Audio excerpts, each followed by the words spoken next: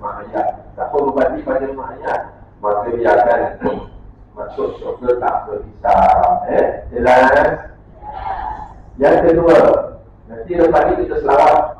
Mula hari ini, bila selawat tu perasaannya itu Ustaz. Ya Allah, segala amal baik tu yang masuk selawat tu, sampai aku mati, aku niatkan untuk mak ayahku, bulu-buluku, seluruh umat Nabi di bumi, hidup dan mati. Jadi kita niat selawat untuk semua lah. Selawat untuk mak ayah, selawat untuk semua lah. Amalan-amalan ni dia tak macam duit tau.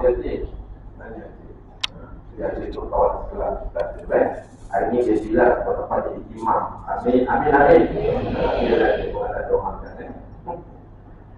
Contoh, kalau Ustaz ada RM100, Ustaz bagi hadiah halimah. Jemaah dapat RM100. Tapi kalau Ustaz nak bagi 2 orang, halimah dengan Ustaz Salman, dia akan dapat 50. Betul ke betul? Kalau Ustaz nak bagi 10 orang, Ustaz bagi 2 orang betul. Ustaz nak bagi 100 orang, Ustaz dapat berapa? Itu kalau duit macam pada otak. Hari ni kita akan baca 7 mobil. Kita lihat untuk satu dunia wajah, semua dapat 7 mobil. Kita pun dapat sana. Kita tak luar, orang dapat benda yang sama. Apa dia dah macam tu. Selawat pun sama. Selawat ini, kata mak ayah tu, untuk semua orang Islam, kita Nabi Adam, dapat macam semua dapat benda yang sama. Dan kita pun sama. Dahsyat tak amalan?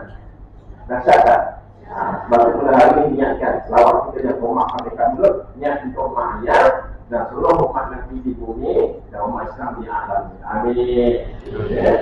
Dan akhir sekali sebelum kita berselawat, ada satu lama namanya Syekh Hasan Basri.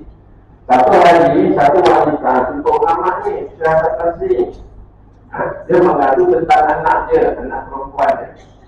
Satu wanita itu, Tuan Syekh, saya baru kematian anak perempuan. Lepas saya buktikan, pada malam itu saya nampak anak perempuan saya dekat buku, badan dia punya baju koyak-koyak, muka dia teruk, seakan diseksa oleh Allah SWT. Jadi aku jadi sangat sedih. Wahai Syekh Hasan, jadi kata Syekh Hasan, kamu sedekah niat untuk anak kamu dan kamu baca selawat. Macam tu Bangsa Allah, dia pun balik, dia pun sedekah atas nama anak, sedekah atas nama anak. Jadi kita pun sama lah, sedekah atas nama ibu bapa dan ibu bapa dan ibu semua umat Islam. Jadi si perempuan tu balik rumah, salah satu Syekh Hasan Basri mimpi anak wanita tu dekat kubur. Dia nampak satu wanita dekat kubur, pakai baju macam permaisuri, mukanya cantik, berseri bercahaya gitu. Jadi kata Syekh Hasan Basri, wahai wanita, kamu ni siapa? Kata wanita itu, akulah anak orang perempuan yang datang bertemu kamu hari itu. Kata Syekh Hasan, menurut cerita mak kamu terseksa. Macam mana kamu boleh macam ini? Jadi indah, bercahaya, macam permaisuri. Kata wanita itu, tadi petang siang, ada orang tua masuk kat kawasan kubur kami. Baju dia compak camping. Dia masuk dekat kubur kami, dia rumah kami. Rumah kami dia selawat. Lebih kurang 11 kali je macam tu. Lepas tu lelaki tu menghadiahkan selawat tu pada kami dekat kawasan kubur ni. Dan kami dalam kubur ni ada 70 orang. Semua yang diselamat, diampunkan oleh Allah gara-gara kiriman selawat tadi. Faham tak cerita Ustaz mak ayah kita kan dekat dalam kubur tu kan. Selawat akan tinggal. Mak ayah kubur kita, mak ayah punya kubur terang-terang, selamat je, tinggi darjat je dengan memakannya mulut kita tu. Kita boleh selawat siaran mak ayah kita. Lepas ni selawat untuk mak ayah. Kita termasuk orang yang akan masuk syurga tanpa hisab. Amin.